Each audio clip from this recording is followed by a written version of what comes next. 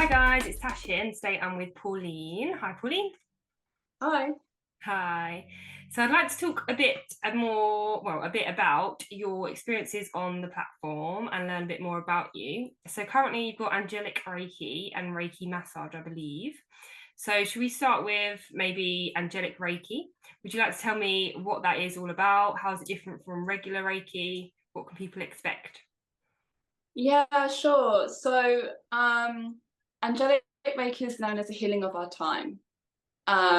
It was channeled by Kevin Core through Archangel Metatron, Dwell Core, and other ascended masters.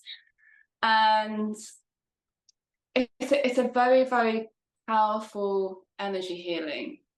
I'm a Usai Reiki practitioner as well, but nobody has ever come to me for Usai Reiki. I did a practice session for somebody when I trained, but other than that, most people come to me who are on their spiritual journey, their deep ancestral and karmic healing energy. So the difference that I have found, and how it's shared also by Christine Core and others, is Usai Reiki. You take the energy from this dimension, which we call the third dimension.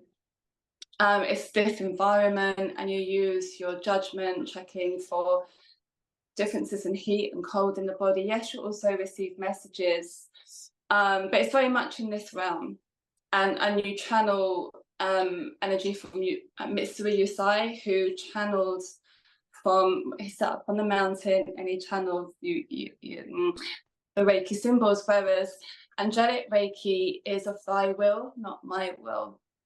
Okay. So I call forth the perfect healing angel for that person. Everybody has an angel with them in their journey in this lifetime, and they see your struggles, they see what you need ancestrally, karmically, mentally, emotionally, physically. So I call forth that angel, that person's journey in this moment. So I'm purely the bridge and the conduit between them and the angels. And it's from the energy, it is from the angels, it's from the angelic kingdom of light. It's from the 8th to 15th dimensions. It's a very, very high vibration. It can change your life. And I know it does for Usai Reiki as well. I've had incredible things from practitioners. But the journey that I've seen people on through, I was first attuned in 2008 to Angelic Reiki. There's huge life shifts that happen for people. They leave unhappy relationships, jobs that no longer vibrate on their frequency, because your vibration rises in Angelic Reiki. There's like it's a soul reclamation for the deep healing, the ancestral and karmic healing that comes through psychic surgery. There's many different healing methods that come through. So I sort of interweave that with everything that I do. Yes, you know about Angelic Reiki and Reiki massage, but I teach yoga as well. So I interweave that energy into my classes. I interweave that in breathwork. So I do breathwork and Reiki. Oh, cool. I alchemize it all for the higher good of the person who's receiving. Angelic Reiki, I say to people, it's an answering of a call. Like I do cacao ceremonies as well. When people come to cacao ceremonies, they're really ready to connect to the heart and land into themselves and release and surrender to the journey. And this is similar with Angelic Reiki. Okay, wow. I've never really heard much about it before, so that's really interesting. So, do the angel that is, I was going to say watching over you, I don't know if that's the right thing to say, or with you, supporting you, does that change through your life transitions then? Or is it always with you, or different areas of your life, a different angel?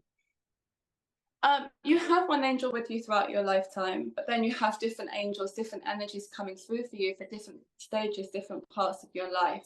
It's the same with spirit guides. We have, it depends on what lineage you follow. The Celtic, there's 3 spirit guides, and they're with you your whole lifetime, but then you've got other spirit guides, the spirit animals, who come to empower your journey through a certain stage, and then that will change to a different one. So in answer to the question, you have your angel. I'm really, really blessed and lucky. I have Archangel Michael, and they're omnipresence. They can be multiple places at different times. So other people will have Archangel Michael as their guide as well.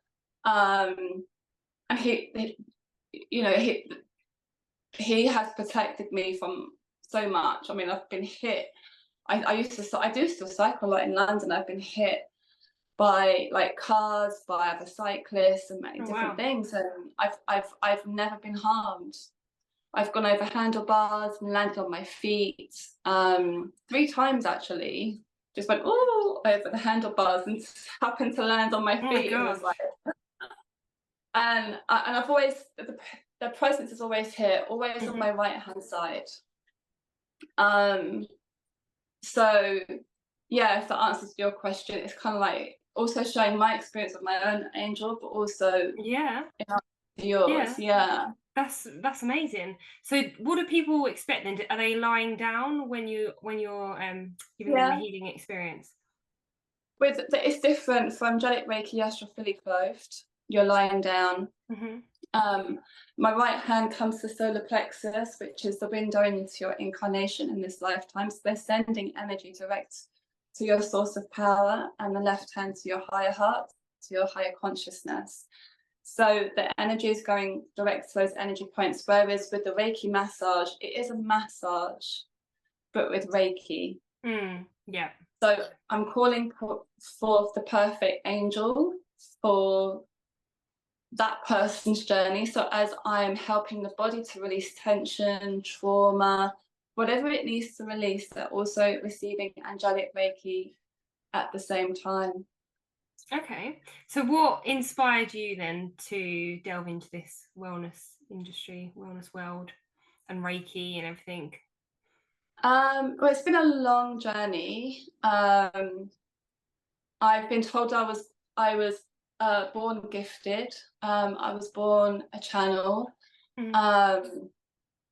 I've always been interested in my preteens. I used to meditate with crystals. At that time, I didn't really understand what meditation meant, but I just sit with crystals in my hands and like experience the energy going up my arms. And that was preteens, and I kept teenage years. And I was really inspired by my sister, so I followed her into like the corporate city life, right? So I was there for a while, but then I started on self-development work, and I was working with this company, and I reconnected to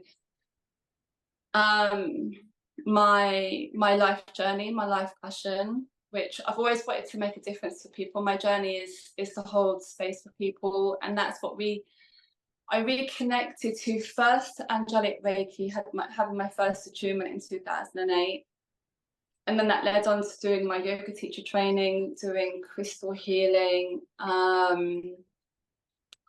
It's been a long journey, and in part of my advanced yoga teacher training work, which I did in Goa in India, we had this incredible shaman there from Mexico called Maria. She couldn't speak a word of English, but she didn't need to, because like the essence of somebody, you just know. And she's so amazing. And I had my chart done, my main chart done, and she explained that you were born in the time of shadow, because I used to see things when I was younger, and I always thought like there's something wrong with me, but then she said, no, you're a gifted channel, you're born in a time of shadow, this is why you've experienced life in this way. And things really started to just drop into space. So I did used to work in corporate, but I gave that up. I think it's about 8 to 10 years ago, possibly longer, and this is what I've been doing since then, actually. So it's worked out really well then. They've all kind of fallen on each other, all your little pathways, and they've led you to here, which sounds like you was always meant to be doing this work then. And like you said, as a child, you were very open to that kind of different realm, I guess. So how do you normally prepare for your sessions then? Minimum about 24 hours Oh, before a okay. session begins. I connect energetically. Sometimes I receive messages what that person's dealing with physically. As a channel, I do get messages, so I'm able to prepare really beautifully for that person when they arrive. And it's also about spiritual cleanliness, like cleansing the space wherever I am. I cleanse the space. I do cleansing of the person when they arrive with resins like frankincense, copal, and really empower that person in their journey. So it's about my cleanliness. It is about connecting to them in a way that really supports them and their journey as well. Yeah. It's a very sacred and safe space, where people never want to leave. So when they come to see me, it's just like, Yeah. well, they're just so they're held. They feel so safe, regardless of what's going on in their life, no matter their circumstances. It's a space where they can breathe and they can just stop for a moment and receive. Yeah, Which we don't do much in life. We're always very busy, aren't we, and doing. we So are. to step back and Yeah. receive is really important. What do you find is a really common traits, or I don't know, issues, if you want to say that, that people are coming to you with, different problems, issues, or is it totally varied? No particular such things. It is varied, but this year we've moved into the crystalline consciousness energy, which is of unconditional love, and we're ascending. So I'm seeing a lot of people who are trying to make sense of energetically what's happening to them, because there's a lot of shadow stuff coming up, unhealed parts of the soul coming up. And they're wanting guidance and questions around that. There's also relationship to the self and others, so like your partner. People are really coming into their own power this year and their sovereignty, so they're really seeking guidance inside of that, or just having a space so they can come and just be in that. But it can be physical things. People have things going on with their nervous system, especially after like COVID and lockdown. People are still recovering. It's a trauma. People are still recovering from that loss of people in their lives, things shifting energetically, because we have to keep adapting to the changing circumstances. So yeah, that is mostly what I have been seeing. Yeah. Okay. Well, do you think there's anything else that people need to know to prepare, or just need to know about the work that you do to end at all? Well, I would say I normally send a consultation form out to people first, just to see what their intention is for the session, and I can prepare inside of that intention. But I would say when you book a session with me, you energetically start to shift and things already start moving and changing. Yeah, before even seeing you.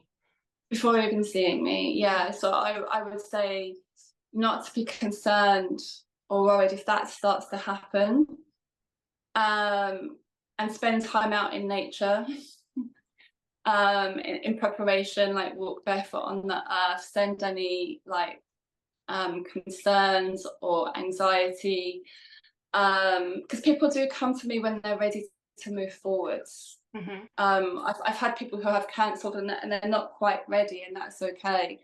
So I would say, and it's okay to be nervous. Some people come to me and say like, oh, they're really nervous, and say, look, it's okay. whatever comes up emotionally or physically, it's okay. Just be with those emotions, and if you're ready, we can go forwards.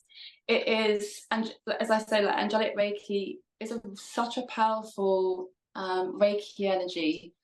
So it's okay to be a bit nervous. It's okay to like have the little butterflies. Just nurture yourself, and be in communication. Send me a message and say, this is what's coming up, and and I can say, look, if it's not the right time for you, it's not the right time. But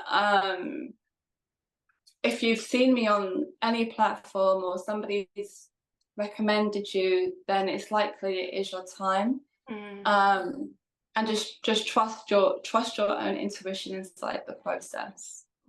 100%. Cool. Thank you so much, Pauline. And if you are interested, then please seek Pauline out and all of her experiences. Thank you so much.